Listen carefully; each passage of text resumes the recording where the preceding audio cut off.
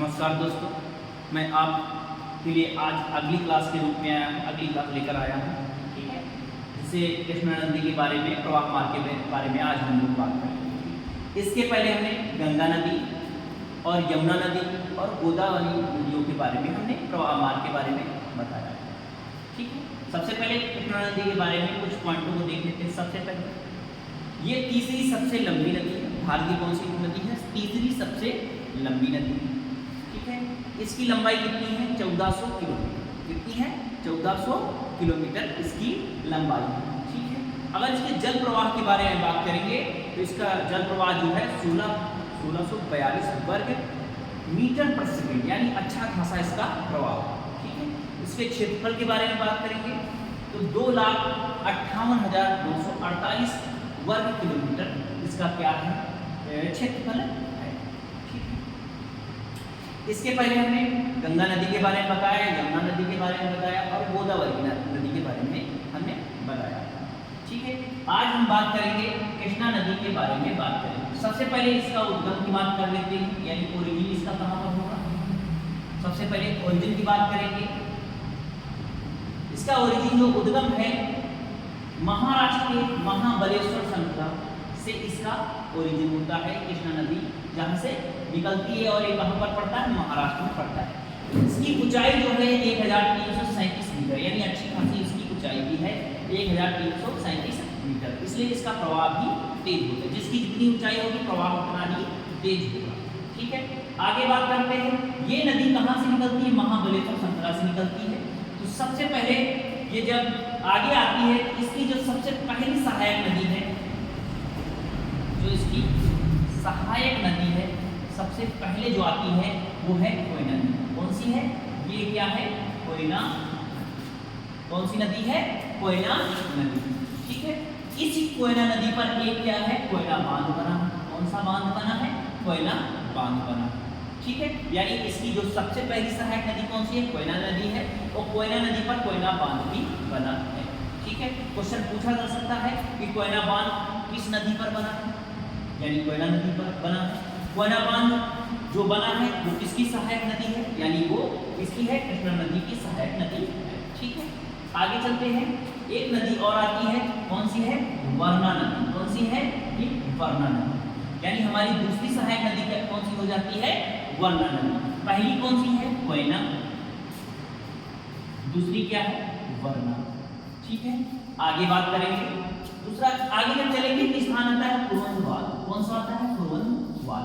यहाँ पर एक नदी आके मिलती है जिसे येरला नदी कहते हैं। कौन सी नदी कहते हैं? येरला नदी कहते हैं। ठीक है, यानी तीसरी हमारी जो सहायक नदी हो जाएगी येरला नदी हो जाएगी। ठीक है, आगे बात करेंगे।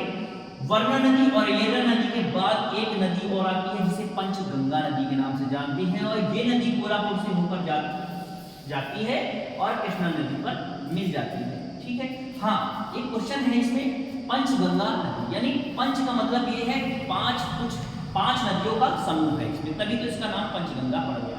ठीक है, तो सबसे पहले पंचगंगा में कौन कौन सी नदियां शामिल है? कुंभी सबसे पहले आ जाएगी हमारी कुंभी नदी। ठीक, उसके बाद क्या आ जाएगी? हमारी भोगावती नदी। ठीक, उसके बाद हमारी कौन सी आ जाएगी? तुलसी नदी। फिर उसके बाद कौन सी आ जाएगी? कसारी नदी। और उसके बाद पांचवी नदी कौन सी हो जाएगी? सरस्वती नदी हमारी आ जाएगी। यानी पंचगंगा नदी कौन कौन सी है? कुंभी, भोगावती, तुलसी, कसारी और सरस्वती। जब नदियां आपस में मिलती हैं तो एक नदी का निर्माण करती है, इसे पंचगंगा नदी कहते हैं, और एक कोल्हापुर से जाती हुई कृष्णा नदी पर मिल जाती है। यानी हमारी अगली जो सहायक नदी हो जाएगी पंचगंगा नदी। कौन सी नदी हो जाएगी? पंचगंगा नदी। ठीक है, आगे दोस्तों हम बात करेंगे।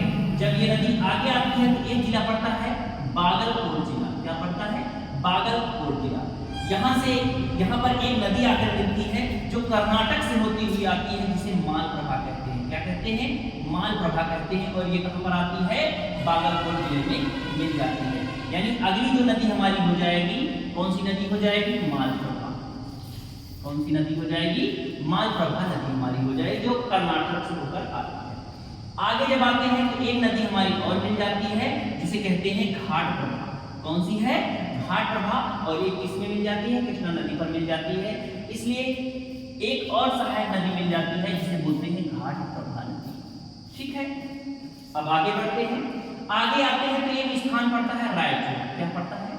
रायचूर। वहां पर एक नदी आके मिलती है उस स्थान पर, जो कृष्णा नदी पर आकर मिल जाती है, जो कृष्णा नदी की सहायक नदी कहलाती है, जिसे कहते हैं भीमा नदी। क्या कहते हैं? भीमा नदी। दोस्तों इसको क्या कहते हैं? भीमा नदी, जो कहां से होकर आती है? पूरे 831 किलोमीटर इसकी लंबाई है, जो पूरे से होकर आती है कहां पर? रायचूर स्थान पर मिल जाती है। यानी एक नदी और मिल जाती है, जिसे क्या कहते हैं? भीमा नदी। क्या बोलते हैं?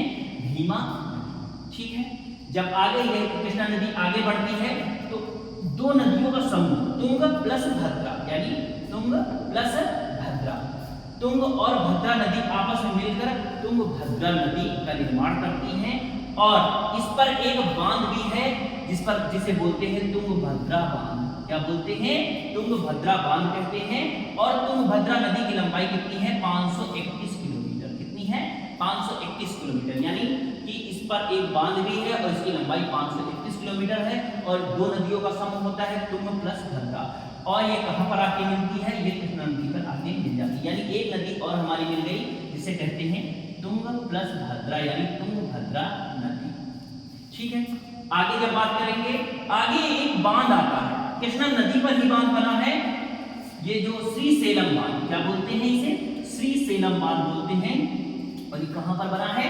ये बना है कृष्णा नदी पर ही बना है। ठीक है दोस्तों, अब आगे चलते हैं। एक बांध और बना है बेटा, जिसे बोलते हैं नागार्जुन सागर बांध। क्या बोलते हैं? नागार्जुन सागर बांध बोलते हैं। ठीक है, इस बांध पर ही आकर एक नदी मिलती है, उसे कहते हैं डिंडी नदी। क्या बोलते हैं? डिंडी नदी। और डिंडी नदी के आने से इस सागर बांध में जो बांध बना है, इसका जो प्रवाह है और तेज हो जाता है। और यहाँ से जो बिजली जो बनाई जाती है वो काफी मात्रा में भी बनाई जाती है। इसके प्रवाह से जो टरबाइन होती है और तेज, मतलब उसका प्रवाह तेज हो जाता है, जिसकी वजह से यहाँ की जो बिजली बनाई जाती है बहुत ही सुलभ होती है। और कई स्थानों पर इसका ट्रांसफर भी किया जाता है। यानी कि डिंडी नदी हमारी एक और सहायक नदी हो जाएगी, डिंडी नदी। यानी कृष्णा नदी की सहायक नदी डिंडी नदी, जो कहां पर मिलती है? नागार्जुन सागर बांध में मिलती है। ठीक है, कृष्णा नदी पर दो बांध बनी है, श्रीसेलम बांध और नागार्जुन सागर बांध। अगर इसके पहले बात करेंगे, कोयना नदी पर एक बांध है, कोयना बांध है। तुंगभद्रा नदी पर एक बांध है, तुंगभद्रा बांध है। कुल मिला के हमारे पास कितने बांध हो गए? 1 2 3 और 4। दोस्तों हमारे पास 4 बांध हो गए। ठीक है, फिर यही नदी आगे बढ़ते हैं। एक नदी आती है, इस पर आके मिलती है, जिसे बोलते हैं मूसी नदी। क्या बोलते हैं? मूसी नदी बोलती है। और मूसी नदी कहां से होकर आती है? हैदराबाद से होकर आती है। क्वेश्चन बन सकता है कि कौन सी नदी है जो हैदराबाद से होकर आती है? उसे कहते हैं मूसी नदी। और कहां पर आके मिलती है? कृष्णा नदी पर आके मिल जाती है। यानी कि एक और सहायक नदी मिल गई, जिसे बोलते हैं मूसी नदी बोलते हैं। ठीक है, फिर उसके बाद आगे बढ़ते हैं, एक नदी और आगे मिलती है, जिसे बोलते हैं पलेरू नदी। क्या बोलते हैं? पलेरू नदी। ठीक है, अगली नदी जो है हमारी सहायक कृष्णा नदी की सहायक नदी है, उसे क्या बोलते हैं? पलेरू नदी बोलते हैं। ठीक, जस्ट इसके आगे आते हैं तो एक नदी और आती है, उसे बोलते हैं मुनेरू नदी। पलेरू मुनेरू एक ही तरह के नाम है, याद करने में बहुत आसानी होगी। ठीक है, क्या हो जाएगा? मुनेरू नदी, मुनेरू नदी। ठीक है, फिर उसके बाद ये नदी आगे की तरफ बढ़ती है, और जब ये आगे बढ़ती है तो एक डेल्टा का निर्माण करती है, जिसे बोलते हैं कृष्णा डेल्टा। और ये कहां पर निर्माण करती है? बंगाल की खाड़ी में इसका निर्माण होता है, क्योंकि इसका जो गिरती है ये नदी, जहां पर जाके गिरती है वो बंगाल की खाड़ी में ही गिरती है। यानी कि इसका महाबलेश्वर से इसका उद्गम होता है, और अंत कहां पर होता है? बंगाल की खाड़ी में होता है, जहां पर कृष्णा डेल्टा का निर्माण भी होता है। ठीक है, इसके कुछ इंपॉर्टेंट पॉइंट के बारे में बात करेंगे। सबसे पहले पॉइंट क्या है? कृष्णा नदी पर दो बांधों का निर्माण होता है, श्रीसेलम बांध और नागार्जुन सागर बांध। ठीक है, तीसरा पॉइंट क्या है? कोयना नदी पर कौन सा बांध है? कोयना बांध है। ठीक है, हाँ, सबसे पहले इसकी सहायक नदी कौन सी है? कोयना नदी। फिर उसके बाद तुंग प्लस भद्रा, दो नदियों का समूह तुंगभद्रा कहलाता है, जिसकी लंबाई 531 किलोमीटर है। और इस पर एक बांध बना होता है, जिसे तुंगभद्रा बांध कहते हैं। ये 4 पॉइंट बहुत इंपॉर्टेंट है। आगे आते हैं। ठीक है, एक पॉइंट हमने और बताया था, हैदराबाद से होकर एक नदी आती है, जिसे बोलते हैं मूसी नदी। यानी पूछा जा सकता है क्वेश्चन कि हैदराबाद से एक नदी आती है, उस नदी को क्या कहते हैं, मूसी नदी भी कहते हैं। ठीक है, छठा पॉइंट क्या है, एक नदी है वो नागार्जुन सागर बांध पर आकर मिलती है, जिसे डिंडी नदी कहते हैं। क्या कहते हैं, डिंडी नदी कहते हैं। अगला पॉइंट है पंचगंगा नदी। पंचगंगा नदी पर 5 नदियों का समूह कहलाता है। पहली नदी कुंभी, भोगावती, तुलसी, कसारी और सरस्वती। जो पंचगंगा नदी है कोल्हापुर से होकर जाती है। कोल्हापुर बहुत फेमस स्थान है, इसलिए इस स्थान को जरूर याद रखना, इस नदी को याद रखना और 5 नदियों का समूह ही याद रखना। ठीक है, आगे बात करेंगे हम इसकी, अगर सहायक नदियों की बात करेंगे तो हमारी सहायक नदियां कितनी हो जाती हैं, 1 2 3 4 5 6 7 8 9 10 11 और 12। हमारे पास कितनी नदी हो जाती है, कुल मिला के 12 नदी हो जाती है। यानी कृष्णा नदी की सहायक नदी कितनी है, 12 नदी है। ठीक है, सबसे पहले ये तीसरी सबसे लंबी नदी है, यानी गंगा और गोदावरी के बाद कृष्णा नदी उसके बाद सबसे लंबी नदी है। फिर उसके बाद इसकी लंबाई कितनी है, 1400 किलोमीटर है, यानी पश्चिमी घाट महाबलेश्वर से निकलती है, इसकी लंबाई 1400 किलोमीटर है। जल प्रवाह की बात करेंगे 1642 वर्ग मीटर पर सेकेंड है और क्षेत्रफल की बात करेंगे 2,58,948 वर्ग किलोमीटर है। ठीक है, आज की क्लास बस इतनी ही थी। ठीक है, अगर आपको ये क्लास अच्छी लगी हो तो आप प्लीज़ इसे सब्सक्राइब करिए। ठीक है, ताकि हमारी जो अगली क्लास आए आपको एक नोटिफिकेशन मिल जाए।